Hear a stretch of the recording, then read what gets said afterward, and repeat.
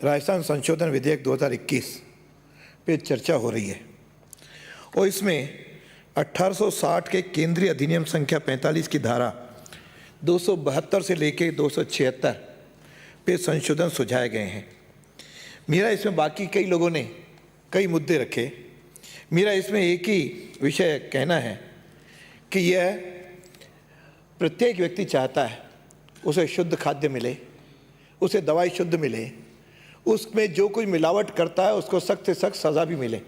इसमें शायद सदन में कोई भी व्यक्ति इससे अलग नहीं हो सकता, लेकिन इसके पीछे मूल भाव, नियत क्या है और व्यवस्थाएं क्या हैं, इन दोनों पे ध्यान देने की जो आवश्यकता है, मैं समझता हूँ कि केवल सज़ा को बढ़ा देना या उसके ऊपर जुर्माना बढ़ा देना वह समस्या का हल नहीं है।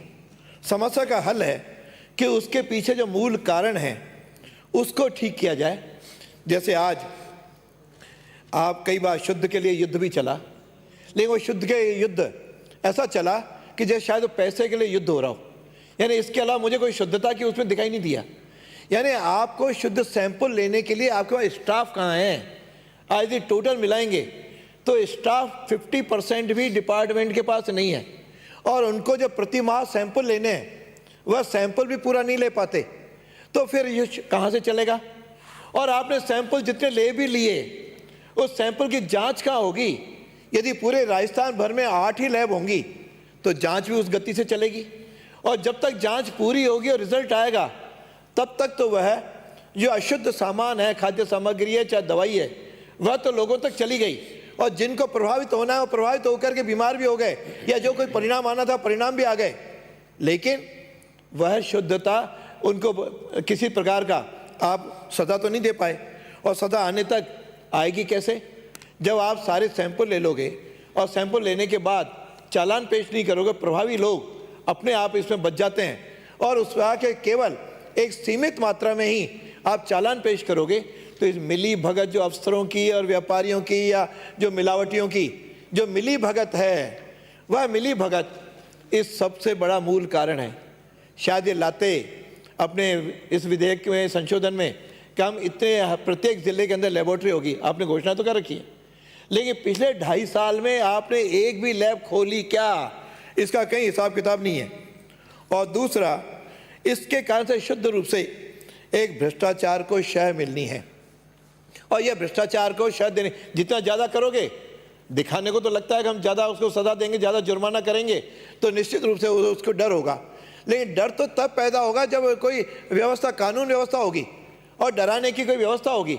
यहाँ डर दिखा करके इंस्पेक्टर राज में केवल पैसे लूटने के अलावा इसमें और कुछ भी ज़्यादा होने वाला इसमें दिखाई नहीं देता।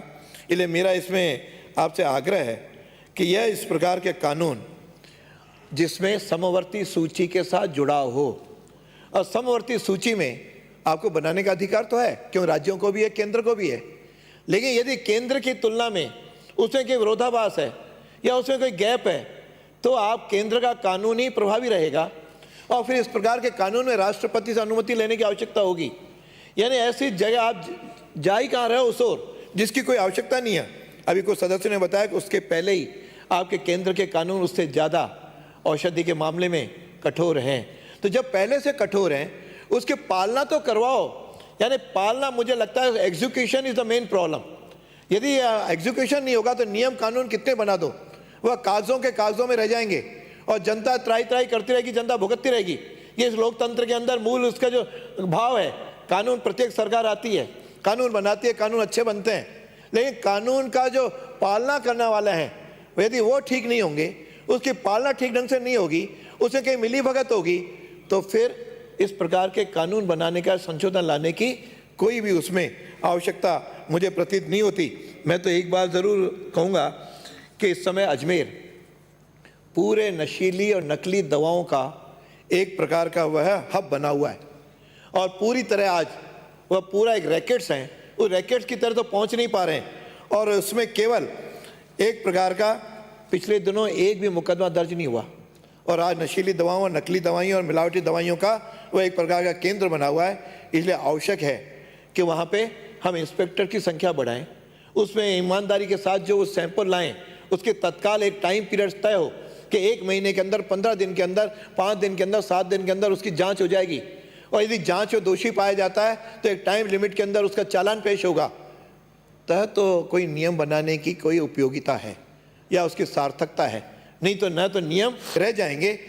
इसलिए मेरा माननीय मंत्री महोदय से आग्रह है कि आप भावावेश में नियम तो ला रहे हैं और इसी 5 दिन के अंदर आप 9, 10, 11, 12 सब विधेयक पारित भी करवा रहे हैं, लेकिन पारित करवाने के पहले ज़रा उसके पीछे मूल नियत, भाव, व्यवस्थाएं, उसकी पालना कैसे होगी, इस सरकार को इन पे भी सब पे विचार करना चाहिए। बाकी तो हमारे ड्रग्स के बारे में फूड सेफ्टी एक्ट सब बने हुए हैं, लेकिन उस बने हुए को भी लागू नहीं करा पाए तो केवल आप 1,000 से 10,000, 10,000 से 50,000, 50,000 से आप 1,00,000 ये बढ़ाते रहो। और इन सारे जो गड़बड़ करने वाले, इनके पास पैसों की कोई कमी नहीं है। पैसे तो चाहो तो 1,00,000 की जगह आज धारीवाल साहब को वो कितने लाख भी सजा कर दोगे, कितने लाख मांग लोगे, पैसे की व्यवस्था कर लेंगे। पैसा इज नॉट द प्रॉब्लम। पैसा मूल रूप से वो रेगुलर होंगे, ये मैं उसमें नहीं जाता कहाँ रेगुलर कहाँ इरेगुलर है, लेकिन इस प्रकार की व्यवस्थाओं में केवल इंस्पेक्टर्स के बाहर के उनका जेब भरनी और भ्रष्टाचार को पनपाना ये उचित नहीं है। इसलिए इस नियम को हम जनमत के लिए प्रसारित किया जाए ताकि आप इस सारी बातों को जो विपक्ष रख रहा है उनकी बातों में, मुझे लगता है कई बार हम बोल लेते हैं और आप सुन लेते हो और सुनने के बाद वैसा का वैसा पारित कर देते हैं। तो कम से कम अच्छे लोकतंत्र की ये व्यवस्था है कि विपक्ष जो कुछ मुद्दे उठा रहा है उन मुद्दों पर गंभीरता से विचार करके, कोई बात नहीं आप महीने भर बाद लिया ना, कोई प्रसारित करके आप सबकी बातें सुन लो, उसके बाद उस पर जो कुछ अच्छा आपको ठीक लगता है उसको आप ले आओ। केवल हठ धर्मिता के आधार पर हम पारित करवा लेंगे, बहुमत आप पारित करवा सकते हो, लेकिन फिर ये असली जो लोकतंत्र जिसकी चर्चा पिछले दिनों यहाँ पर हुई, यहाँ पे अपने कॉमनवेल्थ उसमें सारे गडकरी जी ने भी कही, गुलाम नबी आज़ाद ने भी कही, सब ने कही, लेकिन उनकी बातों को तो कम से कम मन से स्वीकार करो और उसके अनुसार कुछ एक्ट तो करो। लेकिन ये भी एक्ट ऐसा होगा जिस प्रकार से बाकी एक्ट पालन कर रहे हैं। इसलिए सभापति महोदय, मैं आपसे आग्रह करूंगा कि हम आपके निर्देशन में कि इसको जनमत के लिए प्रसारित किया जाए। धन्यवाद। गुलाब चंद जी कटारिया। आदरणीय सभापति जी, दंड विधिया राजस्थान संशोधन विधेयक 2021, मैं सोचता हूँ जिस